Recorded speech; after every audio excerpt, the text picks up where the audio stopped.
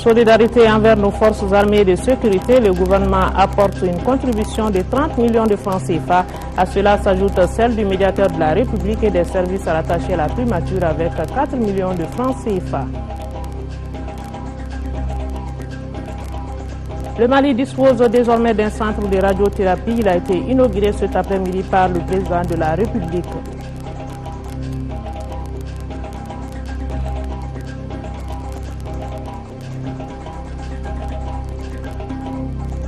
Rapport 2012 de l'UNICEF sur la situation des enfants dans le monde, il en ressort qu'en 2050, 7 personnes sur 10 vivront dans les villes. Le document prône une synergie d'action pour promouvoir davantage les droits des enfants.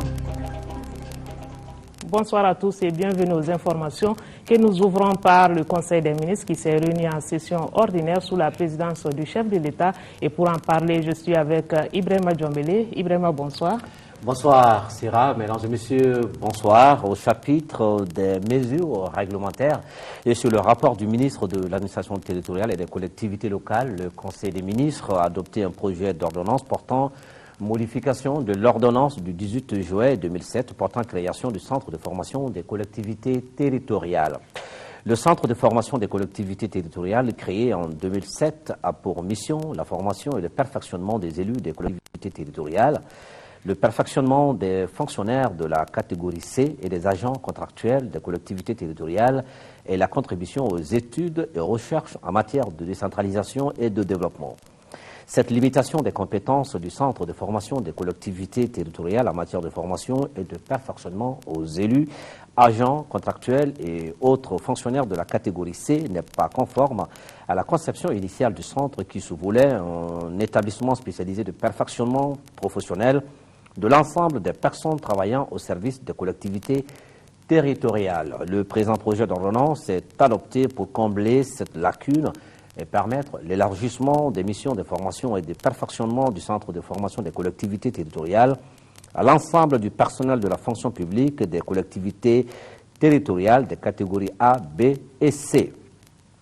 L'adoption du projet d'ordonnance va renforcer les capacités de formation et de perfectionnement de l'État et des collectivités territoriales dans le cadre de la consolidation et de la pérennisation du processus de décentralisation engagé dans notre pays. Sur le rapport du ministre de la Justice, garde des Sceaux, le Conseil des ministres a adopté un projet d'ordonnance abrogeant et remplaçant l'ordonnance du 12 mai 1990 portant création de la Direction nationale des affaires judiciaires et du Sceau. La Direction nationale des affaires judiciaires et du Sceau a été créée en mai 1990 pour concevoir et assurer la mise en œuvre de la politique nationale en matière pénale, civile, commerciale et sociale, ainsi qu'en matière d'entraide judiciaire internationale du Sceau et de la nationalité. Elle éprouve cependant des difficultés à assurer correctement ses missions en raison notamment de leur mauvaise formulation au regard de la loi numéro 94-009 du 22 mars 1994 qui dispose qu'une direction nationale est chargée d'élaborer les éléments de la politique et non de concevoir la politique de l'État. Par ailleurs, elle ne prend pas en charge certaines missions qui lui reviennent, telles que le contrôle de l'état civil et la tenue du fichier national de centralisation des données dans le cadre de la mise en œuvre des actes uniformes de l'Organisation pour l'harmonisation du droit des affaires, OHADA. Le présent projet d'ordonnance est adopté pour prendre en charge les insuffisances constatées et clarifier davantage les missions de la Direction nationale des affaires judiciaires et du Sceau. Au terme du dit projet, la Direction nationale des affaires judiciaires et du Sceau aura pour mission d'élaborer les éléments de la politique nationale en matière pénale, civile, commerciale, sociale, du Sceau et de la nationalité, ainsi qu'en matière d'entraide judiciaire, et d'assurer la coordination et le contrôle de la mise en œuvre de la dite politique. Elle assiste également le département dans l'application des textes en matière d'état civil. Sur le rapport du ministre de la Culture, le Conseil des ministres a adopté un projet d'ordonnance portant création des missions culturelles de Kangaba, Sikasso et Ségou. Le Mali est une vieille terre d'histoire, célèbre par la richesse et la diversité de son patrimoine culturel, hérité de la longue présence humaine sur son territoire, du brassage de différentes communautés et des brillantes civilisations des grands empires ainsi que des royaumes et États théocratiques auxquels a succédé l'époque coloniale. Ce riche patrimoine culturel est parfois soumis à des menaces et dommages tels que la destruction, le vol, le pillage, les fouilles clandestines et le trafic illicite des biens archéologiques, le manque d'entretien, la négligence et l'abandon des mythes fondateurs et de certaines valeurs fondamentales.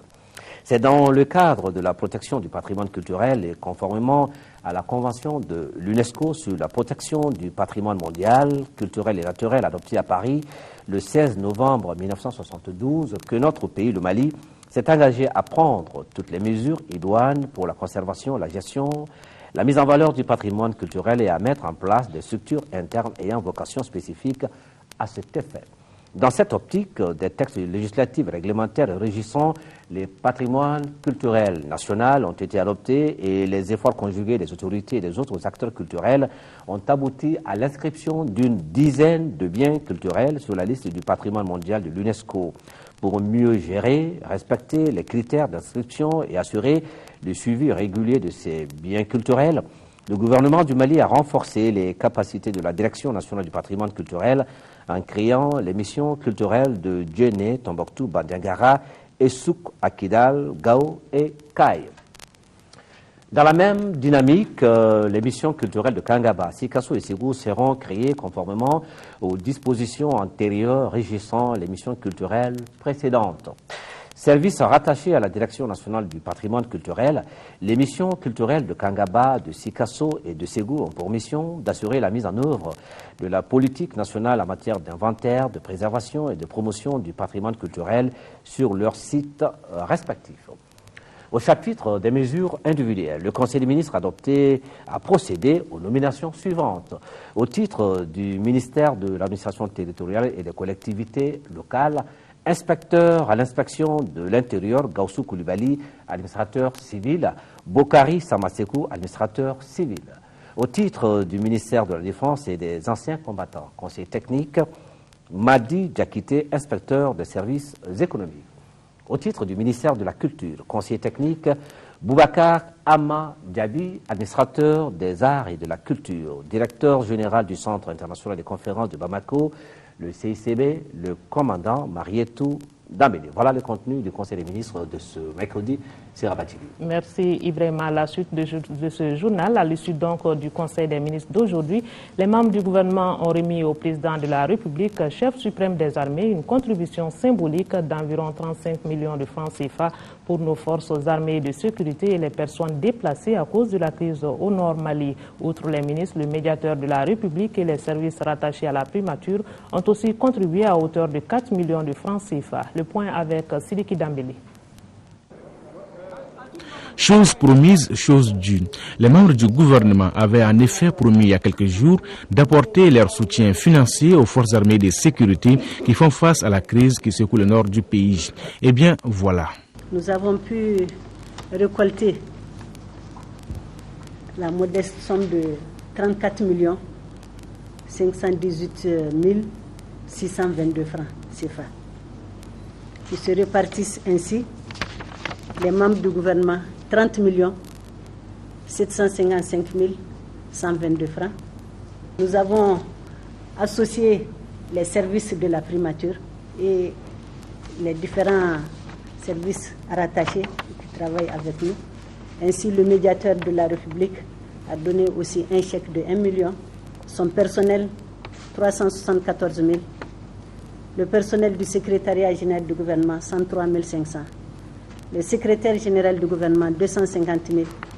La mission de restructuration du secteur coton, 510 000. L'école nationale d'administration, 250 000. Cabinet défense de la primature, 100 000. Et le cabinet de la primature, 1 176 000 francs CFA. Pour manifester notre solidarité avec notre armée nationale et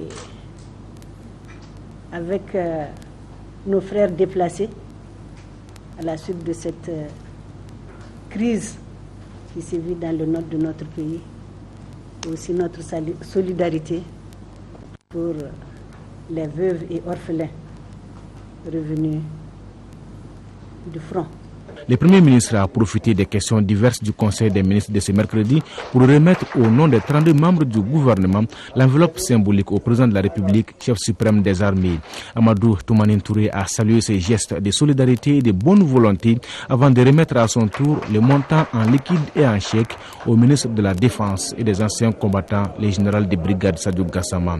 C'est ce dernier qui apportera les messages de soutien de ses collègues aux déplacés et aux forces armées de sécurité. Ces hommes qui se battent au quotidien pour assurer l'unité et l'intégrité du territoire national. À travers ces gestes, nos membres du gouvernement viennent d'éprouver à l'image d'autres couches de la société que la solidarité n'est pas un mot, mais un comportement et une valeur. La valeur la mieux partagée. Et le Mali qui dispose désormais d'un centre de radiothérapie financé par la République d'Autriche à hauteur de plus de 3 milliards de francs CFA. Ces nouveaux équipements visent à assurer le traitement de la maladie du cancer. Nous y reviendrons tout à l'heure au cours de ce journal avec notre reporter Amadou Sankaré. Le président du Conseil économique, social et culturel, Jamil Bitar, a reçu successivement l'ambassadeur de la Côte d'Ivoire au Mali, l'ambassadeur du Mali au Canada et une délégation de l'Association des jeunes volontaires de la PEJ. Si les diplomates étaient venus magnifier la coopération entre le Mali et les autres pays. Avec les jeunes, il a été surtout question d'emploi. Le compte rendu avec Alpha Mega. Les très bonnes relations entre le Mali et la Côte d'Ivoire datent des premières heures de l'indépendance des deux pays. Et quand l'ambassadeur du pays de Félix Houphouët-Boigny au Mali rencontre le président du Conseil économique, social et culturel, tout naturellement, il ne peut être que question de coopération économique. Suite aux instructions et aux nouvelles orientations que le président de la République, son Excellence Alassane Ouattara, a données pour la relance économique, l'implication des missions diplomatiques dans le renforcement des rapports économiques, nous devions de venir dire notre disponibilité à œuvrer aux côtés de l'institution pour que ces relations-là se renforcent toujours davantage. La seconde audience est celle que Jamil Bitar, président du Conseil économique, social et culturel, a accordée à l'Association des jeunes géographes pour le développement local. Une association qui intervient dans le domaine universitaire en mettant l'accent sur des campagnes de reboisement et de plaidoyer dans le cadre du développement local et la décentralisation. La géographie, ce n'est pas seulement que la géographie carte postale. La géographie, elle a une discipline multidimensionnelle. Nous avons voulu venir un peu exposer cela au président. Aussi l'inquiétude que nos membres ont par rapport au problème du Nord. Il nous a rassuré que ce problème va bientôt se résoudre de façon positive. Cette fois-ci, c'est un autre groupe de jeunes qui est reçu par Jamil Bitar, président du Conseil économique, social et culturel. Il s'agit d'une forte délégation du 5e contingent des volontaires de la PEJ. Ce que nous entendons de l'institution, tout d'abord, nous avons besoin de beaucoup d'améliorations parce que nous, certes, nous avons bénéficié cette année de l'APEJ. Il y a beaucoup de jeunes frères qui sont à la maison qui n'ont pas bénéficié de ce stage. Donc c'est pourquoi nous venons vers cette institution pour qu'eux aussi puissent plaider à ceux que cette année ça a été 5 000 jeunes. Nous souhaiterons que ça passe au-delà, pourquoi pas 10 000 jeunes. Elle, c'est la nouvelle ambassadrice du Mali au Canada. Avant de regagner son nouveau poste, Ami Diallo est venu prendre quelques conseils auprès de Jamil Bitar. Et c'est le 8 mars prochain, journée internationale de la femme, que Ami Diallo présentera ses lettres de créance. Chaque année, la population urbaine mondiale gagne près de 60 millions d'habitants. En 2050, 7 personnes sur 10 vivront dans les villes. Ces chiffres sont ceux du rapport 2012 de l'UNICEF sur la situation des enfants dans le monde.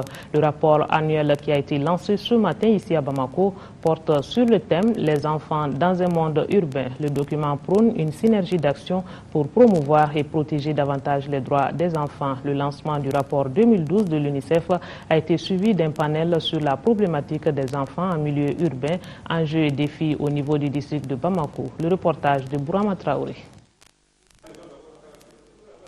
Il n'y a pas de données précises sur les disparités entre les enfants dans les zones urbaines. Une évidence tout de même, les enfants nés en ville représentent 60% de la croissance de la population urbaine selon l'UNICEF. On comprend alors la pertinence du thème du 30e rapport annuel de l'organisation onusienne, à savoir les enfants dans un monde urbain. Car il illustre parfaitement la problématique à laquelle le monde d'aujourd'hui est confronté. Malheureusement, le phénomène de l'exclusion sociale et de la marginalisation dans les villes touche surtout les enfants. Pourtant, ils doivent bénéficier de tous les droits civiques, politiques, sociaux, culturels et économiques reconnus par la Convention relative aux droits de l'enfant et les autres instruments juridiques internationaux. C'est un rapport de 142 pages qui met l'accent sur l'urbanisation galopante, un phénomène qui sera à l'origine de l'exclusion des centaines de millions d'enfants du monde des services sociaux de base tels l'éducation, la santé et la nutrition. Le rapport 2012 de l'UNICEF sur la situation des enfants dans le monde appelle donc à une synergie d'action. Il faut agir. Mais deuxième message, pour agir, nous ne pouvons que agir ensemble parce que les problèmes sont complexes. C'est donc un engagement collectif qu'il nous faut prendre pour que désormais nous fassions de nos villes des endroits propices pour l'épanouissement des enfants. Le rapport recommande également de veiller à ce que les politiques urbaines reflètent les priorités spécifiques des enfants. Il s'agit enfin de mieux comprendre la nature de l'exclusion dont sont victimes les tout-petits en milieu urbain. Ce qu'il faut, c'est une politique adéquate de prévention de ces cas de vulnérabilité afin de trouver des solutions idoines à moyen et à long terme. À plus court terme, une enveloppe pérenne doit pouvoir être consacrée à la réinsertion des enfants de rue pour réduire l'exclusion sociale dont ils sont victimes. Le lancement du rapport 2012 de l'UNICEF a été suivi d'un panel. Il s'agissait de réfléchir sur comment promouvoir et protéger davantage les droits des enfants. Dernier acte de la cérémonie, c'est la remise des kits scolaires, sanitaires et de couverture au centre d'écoute communautaire et d'hébergement du Mali. Un geste de la Direction générale du Fonds de solidarité nationale. Atelier sous-régional sur la participation des jeunes dans le développement de l'Afrique, une initiative de l'organisation hollandaise dénommée ICO. Les participants venus d'environ une dizaine de pays d'Afrique de l'Ouest vont fédérer leurs efforts afin d'inciter les gouvernants à prendre des décisions pour l'insertion socio-économique des jeunes, ce qui devra réduire le taux de chômage. Mohamed Diarra. La jeunesse africaine face à ses responsabilités, c'est le plat de résistance de cette rencontre sous-régionale qui regroupe les jeunes d'environ une dizaine de pays d'Afrique de l'Ouest. Ils sont réunis à l'initiative d'ICO, une organisation hollandaise qui met les jeunes au cœur de sa politique de développement. Au cours de cette rencontre, chaque jeune fera un exposé de la politique de développement de son pays. La finalité est de dégager des voies et moyens pouvant inciter les gouvernants à trouver des solutions aux problèmes d'insertion des jeunes. Aujourd'hui, nous pouvons dire que la jeunesse est confrontée à des grands défis tels que l'emploi, tels que sa participation, tels que l'éducation.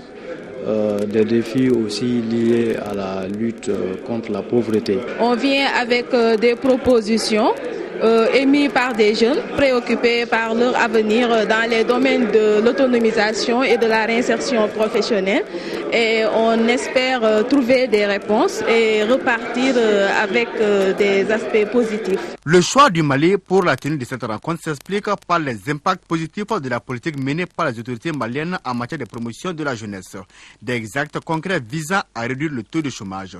Il s'agit par exemple de l'adoption très récente du document cadre des politiques de développement et de jeunesse par le Conseil des ministres.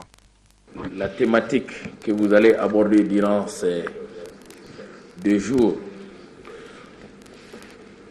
est en phase avec les grandes orientations stratégiques du gouvernement de la République du Mali. Et ces orientations sont consignées dans le projet de développement économique et social de son Excellence, Monsieur le Président de la République, Amadou Toumani Touré. À l'issue des travaux, les jeunes doivent faire des propositions qui seront prises en compte dans le plan stratégique d'ICO pour la période 2011-2015. ICO, une organisation hollandaise, est créée depuis 1965. Elle a ouvert sa représentation au Mali il y a seulement 3 ans. Les responsables des pays membres de l'Organisation africaine de la propriété intellectuelle réfléchissent sur les stratégies d'amélioration des prestations de l'organisation. C'est à la faveur d'une rencontre initiée entre la Direction générale de l'institution et les structures nationales de liaison. Cette rencontre initiée depuis 2007 se veut un cadre d'échange et de réflexion pour une meilleure orientation des activités de l'OAPI. Abdraman Maïga. 11e Dijar, cette rencontre doit permettre aux membres de l'Organisation africaine de la propriété intellectuelle, OAPI, de changer leur point de vue sur un certain nombre de sujets qui concernent la vie de cette organisation panafricaine. Il s'agit pour les participants à cette rencontre de Bamako de jeter un regard rétrospectif sur les réalisations de 2011 et de discuter des stratégies pour une meilleure orientation des activités pour l'année en cours. Par cette réunion initiée depuis 2007, l'OAPI ambitionne désormais d'améliorer la qualité de ses prestations par la recherche de solutions aux difficultés auxquelles elle est confrontée. Parmi elles, la disponibilité des ressources humaines, matérielles et la mobilité des responsables. Il s'agit de fixer le cap, de fixer les priorités et de tomber d'accord sur la meilleure manière de faire passer le message de la propriété intellectuelle dans les États, la meilleure manière aussi d'asseoir un programme efficace qui puisse permettre à la propriété intellectuelle d'avoir droit de cité dans notre société d'aujourd'hui où l'économie du savoir prend de plus en plus une place importante. Cette rencontre traduit, si besoin n'était, la volonté de l'OAPI de faire de la propriété intellectuelle un véritable levier de développement des États membres de l'organisation, et cela à travers son plan d'action et d'orientation stratégique. Un des axes de cette feuille de route demeure la modernisation de l'organisation. Le gouvernement de la République du Mali vient d'adopter les nouveaux textes portant à la restructuration du Centre malien de promotion de la propriété industrielle, lesquels textes consacrent son rattachement au secrétariat général du gouvernement.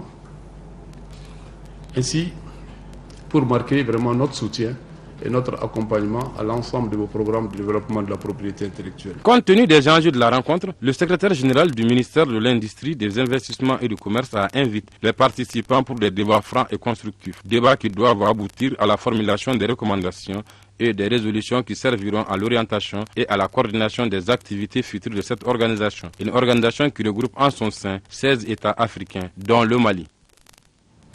À présent, les rendez-vous pour demain 1er mars avec ce communiqué d'abord. Le délégué général aux élections a l'honneur d'inviter la presse nationale et internationale à une journée d'information sur le fichier électoral 2012, demain jeudi 1er mars 2012 à partir de 10h à la Bibliothèque nationale 6 à l'ACI 2000. Le délégué général aux élections compte sur la présence massive des médias. Bamako qui accueille demain également jeudi la 6e édition de la Convention internationale du sport en Afrique CISA. L'événement de 3 jours permettra aux délégués des comités nationaux olympiques et sportifs d'Afrique de discuter de multiples défis auxquels le sport est confronté sur le continent. En prélude à la CISA, les journalistes se sont retrouvés pour un forum sur l'olympisme. Abdul Karim Kaba est allé voir.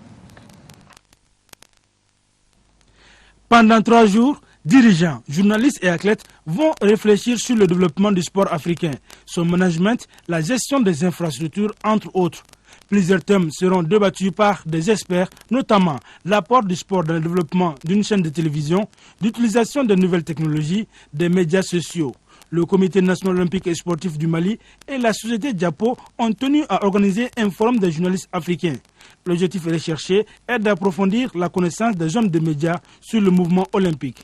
Nous sommes allés encore beaucoup plus loin dans notre démarche en faisant un séminaire des athlètes et en faisant aussi un séminaire pour les journalistes pour mieux partager l'information. Parce que quand on a les athlètes, les dirigeants et les journalistes, il nous manque les sponsors au fait, pour pouvoir en tout cas tourner la boucle des gens qui tournent autour du sport. Comme lors des éditions précédentes, la 6e édition de la Convention internationale du sport en Afrique bénéficie du soutien de l'Association des comités nationaux olympiques d'Afrique, ACNOA. La CISA 2012 doit battre un record de participation avec 350 à 400 délégués. Au Mali, nous avons la chance. La chance parce que c'est l'un des rares pays d'Afrique où le Comité national olympique, donc la structure mère même du sport, l'association mère même du sport, et le ministère de la jeunesse et des sports, donc le ministère chargé par le gouvernement de s'occuper du sport, parlent le même langage. C'est à travers cette compréhension, cette excellente collaboration que nous avons, c'est le comment que nous avons su rassembler toutes les synergies pour que le Mali soit au centre aujourd'hui du sport africain et pourquoi pas du sport mondial. La Convention internationale du sport en Afrique, CISA, est un événement unique en Afrique offrant des opportunités de rencontres et de partage des expériences. À l'ouverture du forum, le président de l'Association des journalistes sportifs du Mali, Omar Baba Traoré, dira que cette session est la bienvenue, car la formation des journalistes sportifs est l'une des priorités de son bureau. Il a surtout invité les participants à beaucoup plus d'assiduité. Demain, 1er mars, le Mali, à l'instar de la communauté internationale, célèbre la journée mondiale de la protection civile. Cette journée a été instituée pour permettre à chacun d'apprécier le rôle de la protection civile dans la sécurisation de son environnement. Et cette année, le thème choisi est la protection civile et les accidents domestiques. Je vous propose d'écouter un extrait du message de Nachi Plia, ministre de la protection civile et de la sécurité intérieure. Il est au micro de notre reporter Adama Tangara. Au Mali, l'action des services de la protection civile, dont les tâches essentielles s'articulent autour de la prévention, de l'assistance et du secours aux populations en détresse, a pris depuis quelques années une place prépondérante dans notre stratégie nationale de lutte contre l'insécurité au regard des innombrables sollicitations dont ceux-ci sont l'objet au quotidien.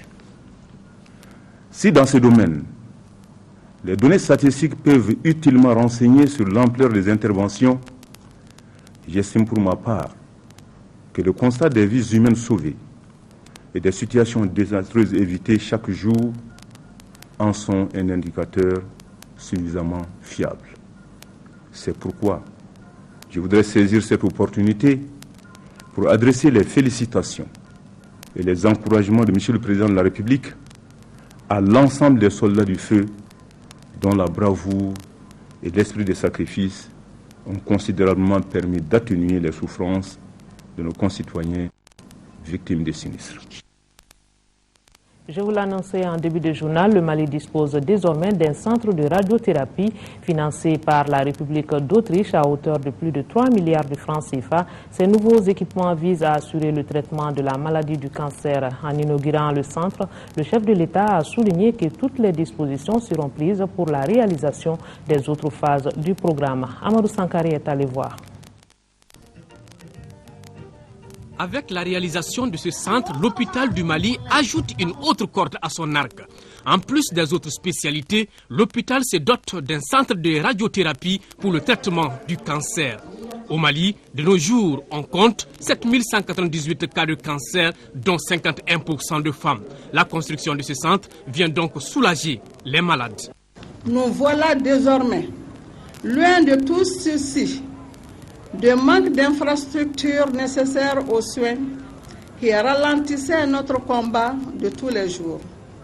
Désormais, l'espoir de guérison certaine prend la place de l'épouvante. D'un coût de réalisation de plus de 3 milliards de francs CFA, grâce à la coopération entre le Mali et la République d'Autriche, cet équipement de dernière génération constitue la première phase d'un important programme qui, une fois terminé, fera de notre pays une référence en matière de traitement de la maladie du cancer.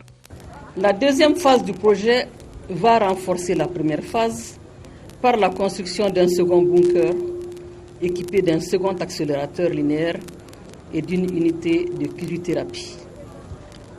Quant à la troisième phase, elle verra la construction des services complémentaires tels que les services d'hospitalisation, l'hôpital de jour, les services administratifs et les annexes. Une fois les trois phases achevées, le centre permettra d'assurer la prise en charge totale des malades de cancer sur le même site. La mise en œuvre de ce projet a été rendue possible par la mise à disposition d'un financement accordé par la République d'Autriche. Nous étions très heureux de pouvoir soutenir ainsi les efforts louables de votre Excellence et de Madame le Ministre à mettre à disposition aux malades des radiothérapies au pays même et aussi de pouvoir réduire ainsi la nécessité de se faire soigner. Pour le chef de l'État, tout sera mis en œuvre pour achever les autres phases du programme. De tels centres sont rares en Afrique et nous ne pouvons encore une fois que nous réjouir au nom des malades. Nous allons l'agrandir, nous allons mettre d'autres installations. Je pense que certaines installations sont déjà pratiquement prêtes et les financements sont acquis. Et d'autres également. Évidemment, nous donnerons rapidement toutes les réponses qu'il faut pour avoir pas seulement un centre, mais tout un complexe de radiothérapie et qui prend et qui suit cette maladie dans toute son évolution et qui permet également de donner des soins adéquats pour permettre de guérir, parce que guérir est possible. Donc je pense que le premier pas est fait, il est le plus important. Et je voudrais profiter encore de l'occasion pour féliciter les équipes autrichiennes et maliennes dans le cadre de la conception et surtout le cadre de la réalisation, les bureaux d'études, les entreprises de construction. Le centre sera complété par la construction de la maison de vie pour l'hébergement des malades avec l'appui de la partie marocaine, partenaire de la Fondation pour l'enfance. Direction Paris maintenant, au 49e Salon de l'agriculture de Paris se côtoient au stand les plus grandes entreprises agricoles du Mali, l'Office du Niger et la CMDT. C'est la toute première fois que l'Office du Niger se rend au salon dans l'optique de communiquer sur son potentiel et corriger son image. Quant à la compagnie des textiles, une fidèle du salon, elle met l'accent sur la retombe de la confiance dans la filière avec à la clé 430 000 tonnes de coton pour la campagne 2011-2012. Envoyé spéciaux à Paris, Youssouf Touré, Brema Koulibaly. L'Office du Niger au Salon de l'agriculture de Paris, c'est une première. Le fait peut paraître bien paradoxal, pourtant le géant du secteur agricole malien n'avait jamais pris part à cette grande messe de la production et de la productivité agricole et animalière. Mieux vaut tard que jamais, affirme le PDG de l'Office qui a fait cette année le déplacement de Paris avec un message. Et pour être entendu et surtout compris, le président directeur général de l'Office du Niger a choisi d'aller vers ses interlocuteurs à la journée du Mali sur le site du salon, mais plus loin dans les foyers des Maliens. Je me suis fait le devoir de profiter du salon international de l'agriculture pour rencontrer la communauté de la diaspora, les Maliens qui vivent ici et qui ont la volonté, ne soit d'acquérir des terres à l'Office du Niger, ne soit sous forme de baux amphithéotiques ou ordinaires, et qui veulent vraiment investir dans l'agriculture. L'Office du Niger, c'est des terres alluvionnaires, n'est-ce pas, propices à l'agriculture. Au-delà de la quête des investissements privés, le PDG de l'Office du Niger tenait aussi à balayer une rumeur dégradante, pourtant de plus en plus persistante, la vente des terres de l'Office qui serait tout simplement impossible selon lui. À l'Office du Niger, on ne vend pas de terres. Donc ce n'est pas possible. Donc il ne s'agit pas de vente de terres, il s'agit de mise à disposition des terrains. Et des terrains à vocation exclusivement agricole. L'autre entreprise agricole malienne présente au salon, la CMDT, est une habituée de l'événement. Mais le géant qui a traversé une grave crise ces dernières années vient surtout profiter pour communiquer sur le retour de la confiance et du rendement dans la filière de l'or blanc. Nous sommes en train de relancer la production cotonnière du Mali, mais aussi la production céréalière. Et comme vous l'avez suivi pour cette campagne 2011-2012, le Mali est en train de reconquérir sa place de premier producteur de coton au sud du Sahara, avec plus de 430 000 tonnes de coton graines attendues, mais aussi plus de 1 500 000 tonnes de céréales attendues. Donc la filière cotonnière du Mali, ou disons la zone cotonnière de façon générale, va dégager un excédent céréalier important pour le pays. Ce retour progressif à la normale vient confirmer la maxime selon laquelle au Mali, quand le coton va, tout va. La présence de la compagnie à travers la holding et ses 4 filiales à Paris va donc au-delà d'une simple visite de salon. Et ici à Bamako s'est tenue cet après-midi la session du comité de pilotage des projets et programmes de la Direction nationale des services vétérinaires présidée par le ministre de l'élevage et de la pêche. Cette session a passé en revue les différents programmes sur la santé animale. Le compte rendu avec Isaac Tchinou. Pour parler du secteur de l'élevage et de ses nouvelles orientations, les cadres des services vétérinaires se sont retrouvés à travers ce comité de pilotage. Pour la présente session, 5 sujets majeurs sont à l'ordre du jour. Il s'agit des programmes importants pour la santé animale. Le premier programme, c'est le programme quinquennal de lutte contre la périopneumonie contagieuse bovine, la PPCB. Le deuxième programme, c'est le programme quinquennal de lutte contre la fièvre afteuse. Le troisième programme, c'est le programme PACE, c'est-à-dire le programme de surveillance épidémiologique. Le quatrième programme, c'est le programme de lutte contre la peste des petits ruminants, ce que nous appelons communément le VACNADA. Et le cinquième programme, c'est le programme de lutte contre la grippe aviaire, que nous appelons le programme PALSEGA. Dans notre pays, l'élevage est aujourd'hui un levier de développement économique et social. Ce secteur est en proie à de nombreuses contraintes qui limitent son développement. C'est pourquoi le gouvernement du Mali a mis en place une politique nationale de développement de l'élevage qui met l'accent sur le renforcement de la santé animale. nous allons d'abord faire le bilan de l'exercice écoulé. Et sur les 5 programmes, il y a 2 qui sont en fin de financement, c'est-à-dire le PALSEGA et le VACNADA.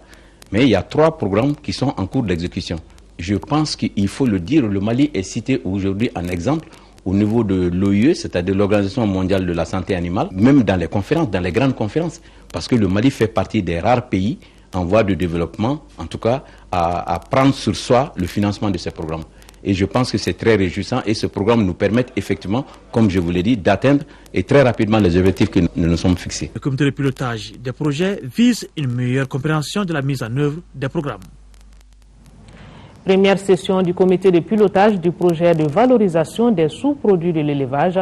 À l'ordre du jour, l'examen des activités menées au cours de l'exercice écoulé. Adama Tangara pour les précisions. Cette première session du comité de suivi du projet de transformation des sous-produits d'abattage est consacrée à l'examen du bilan technique de 2011, le rapport financier et le programme d'exécution technique et financière de 2012. Ainsi, le projet de transformation des sous-produits tels que le sang, les os, les cornes, les sabots et onglons et les viandes exemptes de maladies transmissibles a bénéficié au cours de l'exercice 2011 d'une dotation de 254 millions de francs CFA qui a été exécutée à hauteur de plus de 253 990 000 francs CFA, soit un taux de 99,99%. Les activités ont surtout porté sur le suivi de l'actualisation des études techniques, économiques et institutionnelles pour le redimensionnement de l'unité de transformation de Sabali-Bougou, la réorientation du projet vers la réalisation de mini-ateliers de transformation, entre autres. L'an 2012 sera marqué par la conduite de l'étude de faisabilité de la valorisation des sous-produits d'abattage à l'échelle nationale. Le renforcement des capacités des cadres et professionnels dans la transformation des sous-produits. Le projet de transformation des sous-produits d'abattage a pour objectif la valorisation des sous-produits par leur transformation en aliments de bétail, en énergie et en engrais. Comment assurer un meilleur règlement du secteur de l'eau au Mali? La question est au centre d'une rencontre de 3 jours. Rencontre axée sur les contrats de concession et d'affermage entre l'État, la Société malienne de gestion de l'eau potable SOMAJAP. La rencontre vise à échanger sur ces contrats devant constituer les instruments juridiques de gestion des relations entre ces nouvelles sociétés de l'État. Le reportage de Sokona Kamesoko. 3 jours pour valider les contrats de concession et d'affermage du service public de l'eau potable au Mali. C'est à cet exercice que se sont livrés les acteurs du secteur. Le but de la rencontre est de doter notre pays de contrats efficaces, clairs et opérationnels. Après une période transitoire ayant permis de créer, d'opérationnaliser et d'autonomiser les nouvelles sociétés, qui sont SOMAJEP SA et SOMAPEP SA, il est devenu impératif d'asseoir des bases juridiques des relations entre l'État, la société de patrimoine et la société d'exploitation. Le présent atelier vise à échanger sur les projets de contrat, de concession et d'affermage devant constituer les instruments juridiques de gestion des relations entre les sociétés créées et l'État malien. Ces instruments juridiques serviront de base pour une meilleure réglementation du service d'eau potable au Mali, avec à la clé l'amélioration des prestations de la SOMAPEP et de la SOMAJEP, 2 nouvelles sociétés qui ont désormais en charge la gestion du secteur de l'eau dans notre pays.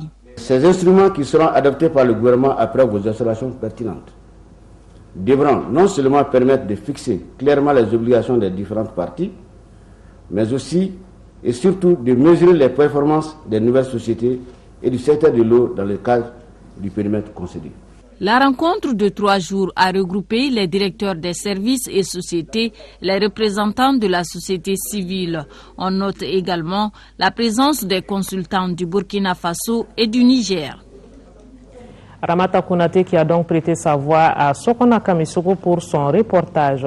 Le chantier de l'interconnexion électrique entre la Côte d'Ivoire et le Mali avance à grands pas. C'est le constat fait à Abidjan par Abibouane, ministre de l'Énergie et de l'Eau, et son homologue ivoirien. Ainsi, le tronçon Ferke-Sédougou en Côte d'Ivoire à Sikasso au Mali sera alimenté courant second trimestre 2012. Les travaux sur la ligne Sikasso-Koutiala-Ségou se poursuivent normalement et s'achèvera au mois de novembre. Ouverture ce matin à Bamako d'un atelier sur compétition et coopération dans les religions africaines organisé par l'ONG Point Sud. Cette rencontre qui regroupe des chercheurs de différents horizons vise à échanger sur les concepts et méthodes liés au pluralisme religieux en Afrique. Le compte rendu avec Lamine Keita. Ils sont une trentaine de chercheurs venus d'Afrique, d'Europe et d'Asie à prendre part à cette rencontre d'échange sur les concepts et méthodes dans l'étude critique du pluralisme religieux en Afrique. Pour ce faire, 8 jours seront mis à profit par ces participants afin de contribuer au développement de la recherche scientifique dans le domaine de la religion. Cet atelier porte un peu sur l'analyse des concepts et des méthodes pour une étude critique du pluralisme religieux en Afrique. Vous savez, beaucoup de chercheurs travaillent sur les religions. On souhaiterait un peu harmoniser les méthodes. C'est pour permettre aux jeunes chercheurs vraiment de bien maîtriser les approches de recherche, que ce soit sur les religions ou dans d'autres domaines. Au cours de cette rencontre, les chercheurs vont plancher sur différentes approches liées à la religion. L'objectif est l'harmonisation des concepts sur le pluralisme religieux en Afrique. Il y a l'islam, il y a le christianisme et les religions traditionnelles. Vous avez à côté d'autres grandes religions et on est là pour réfléchir sur leur collaboration et leur compétition dans différents contextes de l'Afrique. Donc on ne peut pas parler dans une généralité, mais on parle pour chaque cas spécifique. Cet atelier se tient grâce au soutien de la Fondation allemande pour le financement de la recherche. Et recherche et santé vont ensemble. 150 enfants souffrant de bec de lièvre ou de fente palatine bénéficient des soins de 23 spécialistes américains et européens. Ils vont subir une opération chirurgicale. L'œuvre est de l'Agence nationale d'assistance médicale en âme et de Rotary pour un coût de plus de 150 millions de francs CFA. Tout se passera à l'hôpital Luxembourg Mère-Enfant. Salima Tandao. Selon les statistiques, un cas sur 2000 naissances vivantes en Afrique noire présente une malformation congénitale du type bec de lièvre ou fente palatine. Les garçons sont les plus touchés. Pour donner un vrai sourire aux enfants atteints de ces maladies, l'Agence nationale d'assistance médicale et le Rotary ont initié une opération intitulée 150 sourires au Mali. Voilà à quoi ressemblait Mariam Diarra, cette fillette de 16 mois. Après une heure passée dans le bloc opératoire, elle retrouve enfin le visage que ses parents auraient souhaité qu'elle ait à la naissance. Les parents et les patients sont touchés par ce geste humanitaire. Cette initiative démontre que les structures nationales et les associations sont conscientes des peines des démunis et sont prêtes à les soutenir. Nous avons été sollicités par le Rotary Club. Nous avons dit que c'est notre mission et nous pouvons que saluer l'initiative. Donc nous avons pris en charge les frais d'hospitalisation, les frais de laboratoire et également le plateau technique. Pour cette fois-ci, ils ne pourront pas réparer les lèvres de tous les enfants, mais ils ont promis de revenir dans 6 mois pour continuer le travail. Cette action est un peu spéciale. Elle est spéciale parce qu'elle a permis réellement de prendre en charge totalement et intégralement des enfants qui ont des pathologies très difficiles, qui sont socialement rejetés. Et nous avons été très heureux que la solidarité soit vraiment nationale. 23 spécialistes venus des États-Unis d'Amérique, de la Hollande et du Canada ont accepté de soigner des enfants maliens. Le Mali, à son tour, ne pouvait pas refuser de donner le sourire à d'autres enfants venus de la Guinée, du Burkina Faso, de la Côte d'Ivoire et de la Mauritanie. Un véritable symbole d'intégration sous-régionale. La pharmacie populaire du Mali a tenu ce matin à son siège la 73e session de son conseil d'administration. Au cours de cette session, les administrateurs ont examiné et adopté le budget 2012 qui s'élève à plus de 650 millions de francs CFA. Saba Sissoko.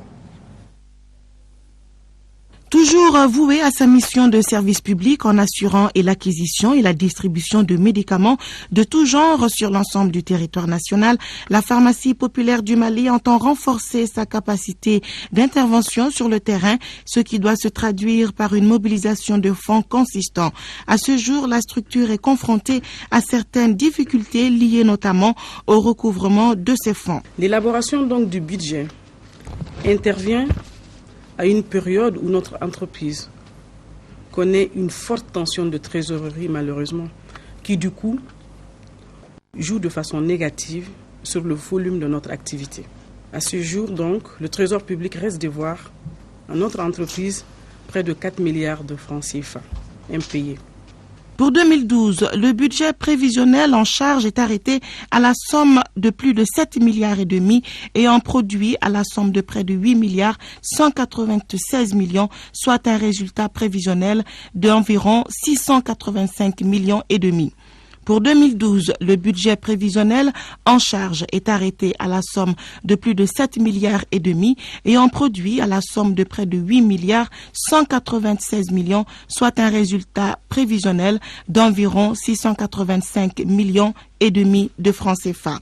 En termes de perspective, la structure envisage aussi le renforcement de sa capacité technique à Bamako et dans quelques régions. Les investissements programmés pour 2012 se chiffrent à 653 millions de francs CFA et qui permettront, j'en suis sûr, de rendre encore plus performante notre entreprise. Les actions retenues visent à renforcer la modernisation de nos aires de stockage et la construction des magasins modernes à Tombouctou. La pharmacie populaire du Mali a distribué des médicaments d'une valeur d'environ 11 milliards 900 millions de francs CFA, dont près de 4 milliards à titre gratuit. Des distributions gratuites qui concernent les antipaludéens pour les femmes et les enfants de moins de 5 ans, les ARV, la tuberculose, la césarienne et certains cancers dans l'opération Milagro. Le Musée national du Mali a tenu également la 11e session de son conseil d'administration. Les administrateurs ont examiné le budget 2011 et le programme d'activité 2012 sur une prévision de plus de 68 millions de francs CFA. Le musée a réalisé 88% de ses recettes. En 2012, les responsables de la structure proposent un programme diversifié. Les contes du Mali, les films maliens et africains figurent en bonne place dans ce programme. C'est ce que nous dit Agali Agissa. Cette 11e session du conseil d'administration du musée national se tient au moment où le secteur du tourisme connaît une faible fréquentation. Une situation sur laquelle les administrateurs planchent à travers l'examen d'un certain nombre de points. Entre autres, l'état d'exécution du budget de 2011, le programme des activités de l'année en cours. La baisse de la fréquentation touristique, qui était déjà perceptible en 2010, s'est accentué en 2011 et risque de perdurer en 2012 en raison de la situation qui prévaut, notamment au septentrion de notre pays. Cette situation a eu un impact négatif sur les ressources générées par l'institution. Dans le but de promouvoir la culture malienne et lui permettre d'assurer son propre entretien, le musée national propose un programme diversifié pour 2012. Malgré la baisse des ressources propres et la faible augmentation de la subvention de l'État, le projet de programme 2012 fait état de quelques innovations. Le premier concerne le nouveau programme hebdomadaire des contes du Mali, tous les mercredis à partir de 17h. Le second programme, qui n'a pas encore démarré, est une projection mensuelle de films maliens et africains en plein air suivi de débats. Le secrétaire général a également exhorté les administrateurs à persévérer dans la voie de numérisation des collections en vue d'assurer leur sécurisation. L'école de Djandjola dans le cercle de Kolokani s'est dotée d'un second cycle, cela grâce à un partenariat entre l'ONG World Vision et le conseil du cercle. Là-dessus, le point avec Lamine Keita. Le premier second cycle de Djandjola vient d'être inauguré ce 24 février 2012. L'infrastructure a pu être réalisée grâce au partenariat fructueux entre l'ONG World Vision et le conseil de cercle. En plus des salles de classe, il y a également la direction et des équipements. Grâce à ce second cycle, les nombreux enfants de Djandjola et des villages voisins pourront désormais étudier dans les meilleures conditions, gage d'un résultat scolaire certain. Il nous a paru tout à fait logique aussi que le choix de Djandjola s'imposait, compte tenu de la capacité d'accueil du village. C'est un village d'environ 800 habitants, sa position géographique qui est centrale, et il y avait déjà un premier cycle complet de 6 classes ici. Les responsables scolaires et administratifs ont fondé l'espoir que la création d'un second cycle puisse permettre aux élèves de Djandiola de réaliser de meilleures performances. La création d'une école à second cycle est une véritable réussite pour les parents, les élèves et l'ensemble de la communauté. Pour les parents, elle permet de maintenir les enfants et de faire un suivi permanent de l'activité scolaire. Pour les élèves, elle permet de réduire les distances à parcourir et d'assurer leur régularité et leur assiduité. Un pays qui veut se développer ne peut pas faire l'impasse sur l'éducation. Le développement d'un pays passe nécessairement par la priorité à donner à l'éducation des filles, à l'éducation des garçons. À la fin de la cérémonie, le secrétaire général adjoint de la présidence a procédé à la coupure symbolique du ruban et à la pose de la première pierre de 3 autres salles. Il en a également profité pour remettre à l'école, au nom du président de la République, des ballons, des maillots, des dictionnaires et une enveloppe financière. Un nouveau projet consacré à la commercialisation et à la transformation de l'anacarde dans la région de Sikasso. Ses responsables ont choisi la ville de Bougouni pour abriter la première session des journées de l'anacarde ou noix de cajou. Le projet est financé essentiellement par la coopération espagnole à hauteur de 417 millions de francs CFA. Il couvre les cercles de Yanfolila, Kolondieba et Bougouni et sa durée est de 5 ans. Envoyés spéciaux Adama Tangara, Aliou Bekone. Le choix de Bougouni pour abriter la première session des journées de l'anacarde ou noix de cajou ou saumon en bambara par le projet STARS, projet de commercialisation et de transformation de l'anacarde dans la région de Sikasso n'est pas fortuit. La région de Sikasso dispose de 60 000 hectares d'anacardiers plantés avec 12 000 exploitations et plus de 9 milliards 840 millions sont générés annuellement par les populations de Sikasso. C'est donc conscient des difficultés que rencontre la filière au Mali que STARS s'est donné les moyens pour discuter avec l'ensemble des acteurs, producteurs, transformateurs et partenaires techniques et financiers pour redonner de la valeur ajoutée à l'anacarde. L'envergure que prend la culture de l'anacarde, on a voulu vraiment organiser ces journées pour que le gouvernement, les décideurs politiques, les partenaires techniques et financiers et tous les acteurs de la filière se mettent ensemble et débattent des problèmes de la filière pour développer la filière de l'anacarde désormais au Mali. Le gouvernement du Mali ambitionne de promouvoir une filière anacarde durable, moderne et compétitive qui reposerait sur des acteurs, producteurs, commerçants, transformateurs bien organisés, bien formés et compétitifs sur le marché. L'amande blanche de cajou est le produit le plus demandé au Mali. Ensuite viennent les sous-produits comme la pâte de cajou, les caramels, l'huile de cajou, le baume de la coque et la pomme.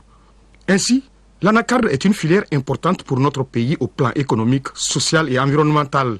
D'énormes difficultés existent et nécessitent une cohérence d'action des acteurs publics et privés. L'avenir, à court terme, passe par la transformation des noix et la valorisation des pommes. En 4e région, l'APEJ poursuit sa mission. 754 demandes de candidature pour 40 jeunes ruraux à installer sur 120 hectares récemment aménagés dans la zone de Ndebougou. L'APEJ a confié aux acteurs locaux la responsabilité d'une sélection juste sous la présidence du préfet du cercle de Nyounou. Le directeur général de l'APEJ, Issa Tchemandiara, a pris part à la cérémonie de lancement de cette opération de sélection à Nyounou. De Ségou, le point avec Amaïgire Orobaradolo. Répondre aux besoins d'emploi des jeunes, participer aux efforts de la souveraineté alimentaire, contribuer à la valorisation du potentiel rural, voire au développement du Mali, constitue la quintessence d'une nouvelle phase d'installation des jeunes par l'Agence nationale pour l'emploi des jeunes, APEJ. Deuxième du genre dans la zone de Ndebougou, cette présente vague concerne 40 jeunes bénéficiaires de 3 hectares chacun. L'APEJ responsabilise les acteurs locaux. Décentralisation et déconcentration oblige. La sélection porte sur 754 demandes. Les critères, c'est sur ça qu'on va s'installer pour faire le travail.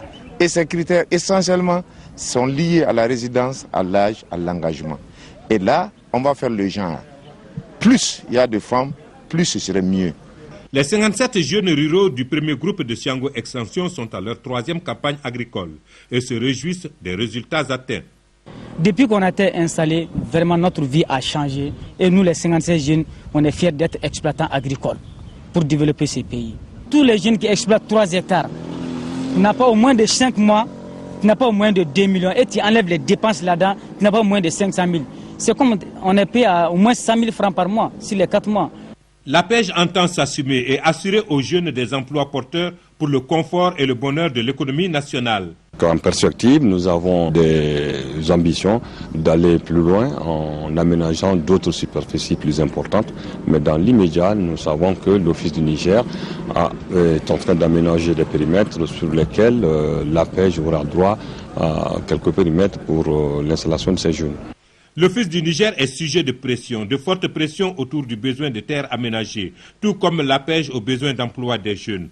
Alors, l'un dans l'autre et tous ensemble œuvrent pour une solution appropriée.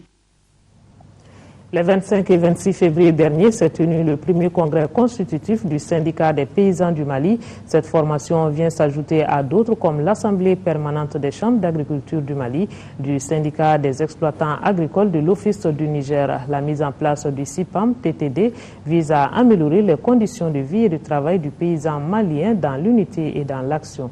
Envoyé spécial Djemba Moussa-Bonati. Ils sont plus de 600 paysans venus de cette région du Mali pour prendre part à ce premier congrès constitutif du syndicat des paysans du Mali, CIPAM-TTD. En effet, le Mali dispose d'un excellent potentiel agricole. Le secteur de l'élevage et de l'agriculture occupe 46 millions d'hectares, dont 3,5 millions sont valorisés sur un total de 12 millions d'hectares cultivables. D'où la nécessité de mieux organiser les paysans pour relever le défi de l'autosuffisance alimentaire au Mali.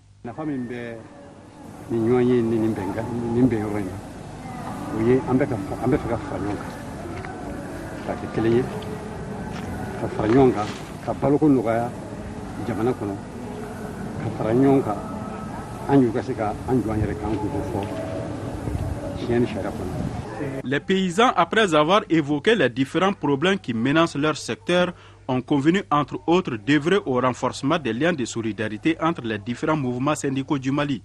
C'est là pour l'unité d'action et contre la domination et l'exploitation. Autre défi à relever par le syndicat des paysans du Mali, l'accès à moindre coût à la terre et aux intrants agricoles. Et sur ce se referme cette édition. Demain, 10h-13h, Aïssata Ibrahim Maïga. Pour le 20h, Nyanya Alou Traoré. Et moi, je vous retrouve, Inch'Allah, vendredi pour la grande édition. Merci. Bonsoir.